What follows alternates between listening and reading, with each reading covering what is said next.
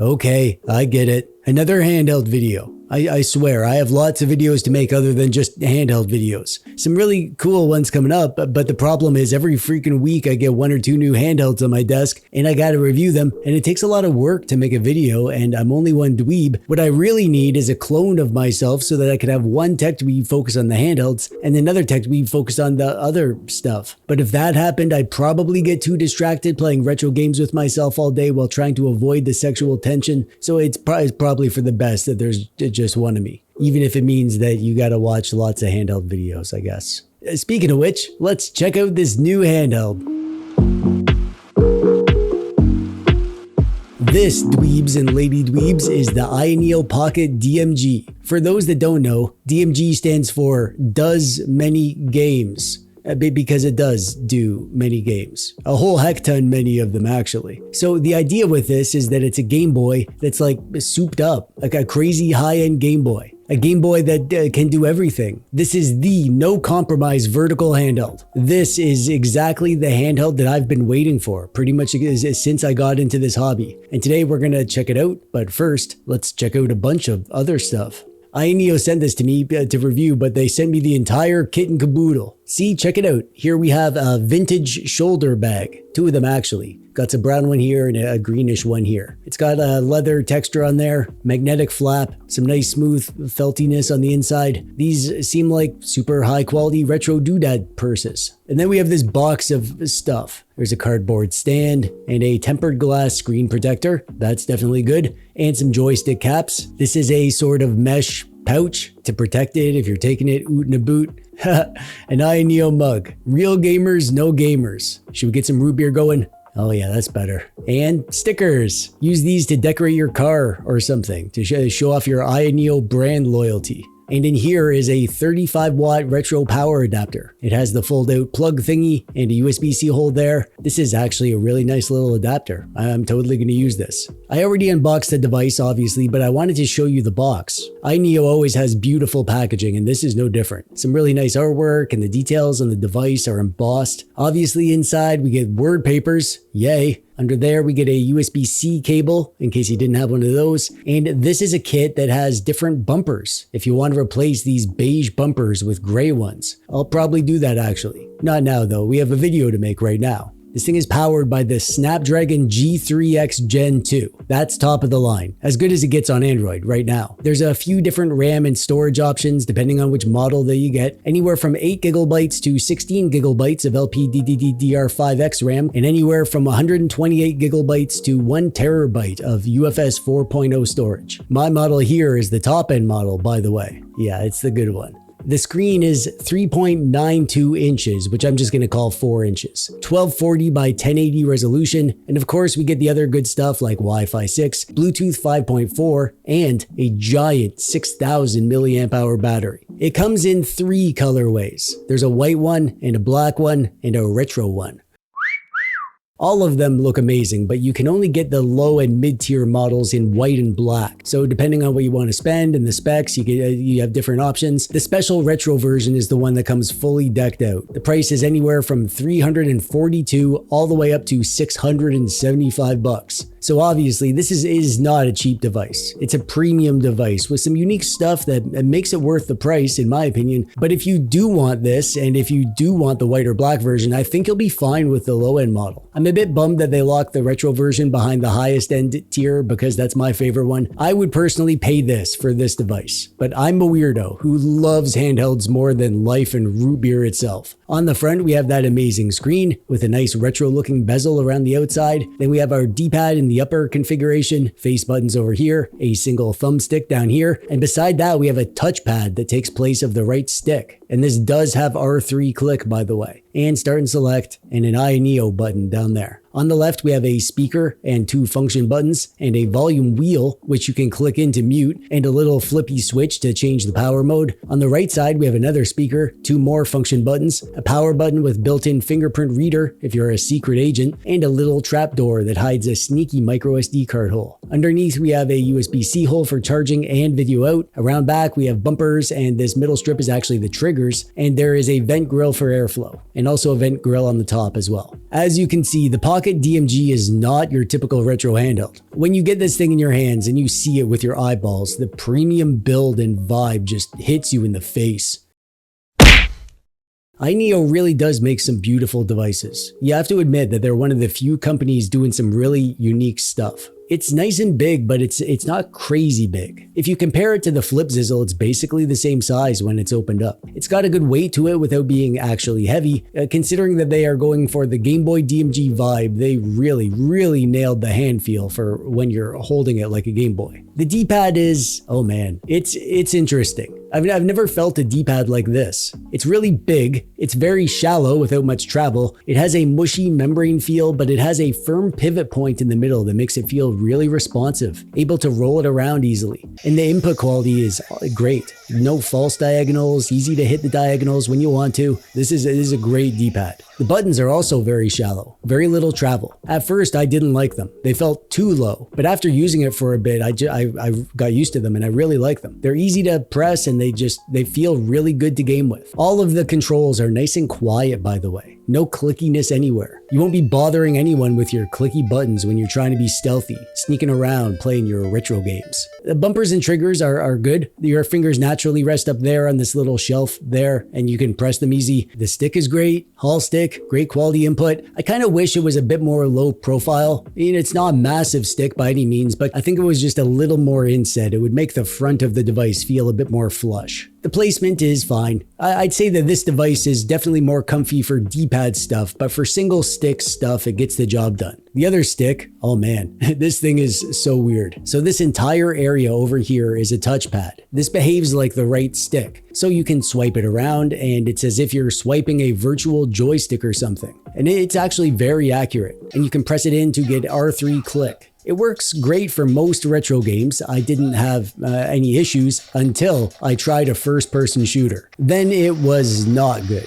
My aim was all over the place. Definitely don't plan on playing lots of games with right stick aiming with this thing. As a regular stick though, for dual stick stuff and moving the camera or whatever, yeah, it totally works. The screen is one of the best selling features of this thing. It is a 4-inch OLED screen with a resolution of 1240 by 1080. That is such crazy high pixel density. 419 ppi. That's more than double the density of Apple's Retina standard. And that means that we get a freaking ton of scaling options for our retro games. The pixel density is so high that in most systems you can run the games with the full width of the screen and you'd never even notice that it wasn't integer scaling. And that's enough pixels to do some really impressive realistic looking shaders. I love using LCD shaders on Game Boy and Game Boy Color for instance. It actually feels real on this screen. And obviously because it's OLED, we get pure dark inky blacks and bright lights, super saturated colors, perfect viewing angles. This thing is so crazy bright that you can easily use it outside, even in broad daylight. And it gets plenty dim so you can play it in the darkness. The sound on this thing is actually awesome. They have side-facing speakers, which is interesting.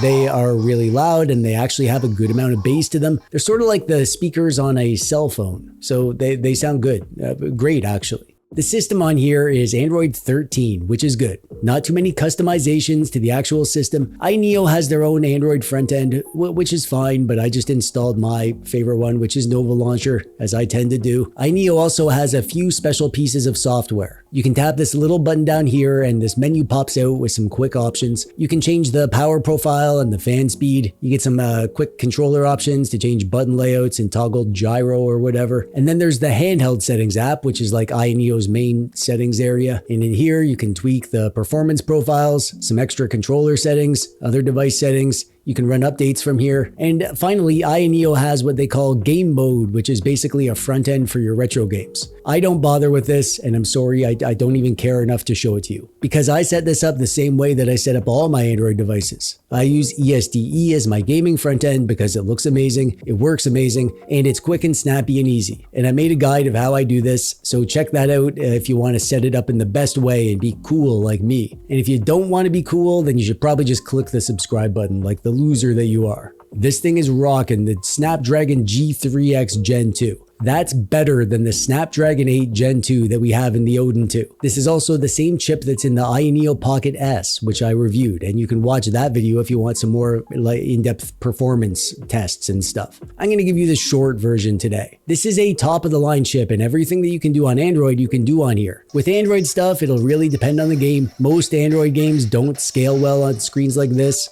Some do, but most will just run in 16:9, which isn't ideal. But for emulation, the vast majority of stuff will scale great on here. And the experience is basically as good as it gets. So you'll get perfect GameCube, every game can run well, even upscaled to 3x resolution, and most of them can be run at the low power saving profile, although you'll need to go up to a higher power profile for those very hardest to emulate games like the Rogue Squadron games. Same thing with PS2, except there on the hardest games, you'll need to lower the native resolution a bit. However, I was playing Need for Speed Most Wanted, one of the hardest to emulate games, and I was on the balanced profile. I didn't even need to go up to max. I don't think you'll be able to find any PS2 games that you can't play on here, as long as they play in the emulator in general. Switch is going to be hit or miss as usual. We're on a G3X Gen 2, so everything that you can do on Android you can do on here, but as always the compatibility is going to be all over the place because these emulators are dead in the water. And honestly, because of the size of the screen and the ratio, really 16:9 stuff isn't going to be great on here anyways. Actually, let's talk about that. This screen ratio is really unusual. It's very close to a square ratio, which is funny considering my last video was the Squizizzle. So all my usual caveats with square devices apply here. Most of the retro stuff is going to be amazing, especially Game Boy and Game Boy Color. And also, more accurately, this is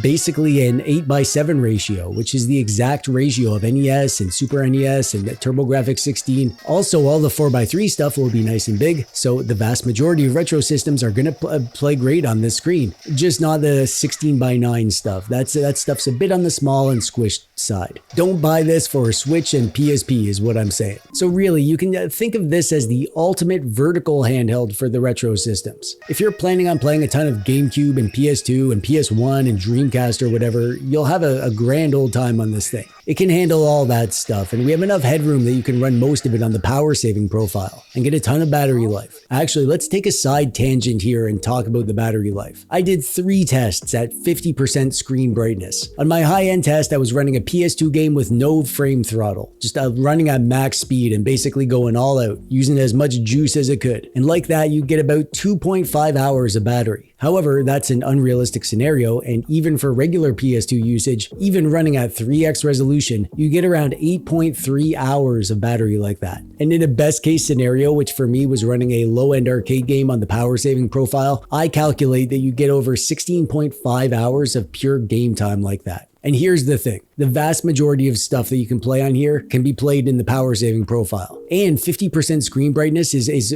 really crazy bright. I'd personally be playing down at like 25% brightness. So you might even get more time than that. So what I'm saying is that unless you're doing some super high-end stuff, this thing can be a multiple day device on a single charge. This battery is huge and the chip is so energy efficient. You can just keep going and going and going. And as always, really the stuff that I'm going to be playing on here and the stuff that I was really excited to get this for is the older stuff. Game Boy, Game Boy Color, obviously because this thing looks like a Game Boy, but all the old retro stuff is so freaking good on here. NES, Super Nintendo, Arcade, PS1, Dreamcast, these games on an OLED screen are more beautiful than ever. This is a zero compromises Game Boy, really. The bestest best way to play those old retro systems in the Game Boy form factor. That's why I wanted it, and that's why I love it. But TechDweeb, you say, why would anyone want to spend multiple hundreds of dollars on a device and just play that older retro stuff that you can play on a cheap device like the Squizizzle that you just reviewed? And that's a good point. I think for most people, yeah, there's no need to get this. You can enjoy these same games on a cheaper device. However, the premium device market is a whole different can of pancakes. Think about all those people that we make fun of who pay hundreds of dollars for an analog pocket. Why did they do that when you can play Game Boy games on almost anything? Well, it's not just what the device can do, but more about the device itself. Some of us love this retro doodad hobby so much that we're willing to spend extra to get a really, really nice toy to play our retro games on and have the best experience possible on this earth or any other earth. And I did want that, and that's why I'm over the moon with this thing, but I'm a weirdo, and maybe that's not you. So if you think that this is too expensive of a device for playing Game Boy or whatever, you're probably right, and you should get something else. Just get yourself a Miu Mini Plus, and I hope you have fun with it. But if you love retro handhelds and you want to splurge on a no compromises, nothing held back, super top-end premium vertical handheld with all the features that you could ever want, then this is the one. It's as simple as that. And I'll include a link to this in the doodad below if you want to pick one up. And that brings us to the end. Thanks for sticking around to the end. A bit all over the place with this video, but I hope I gave you the info that you need. Let me know if you have any questions. I'm happy to answer what I can. Click the thumbs up button if you like the video, or don't if you didn't. That's it for me for today. I'm TechDweeb. Thanks for watching. Bye-bye.